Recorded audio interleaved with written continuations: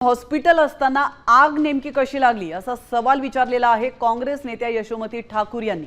आगीची घटना घडल्यानंतर त्यांनी स्वतः या रुग्णालयात जाऊन पाहणी केली आहे आणि त्यावेळी त्यांनी संताप व्यक्त केला।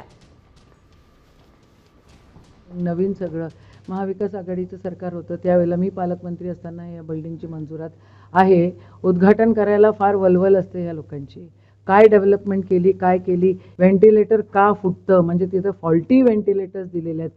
56% कमिशनवालं सरकार हे आहे आणि हे 56% कमिशनवालं सरकार याच्यावर दोषीच आहे असं म्हणायला काहीच हरकत नाही। इन्फ्रामॅन म्हणून घेत असताना गरिबांकडे पण लक्ष दिलं गेलं पाहिजे। डफरीनमध्ये कोणी श्रीमंताचं लेकरू येत नाही, इथं गरीबाचंच लेकरू या ठिकाणी होतं।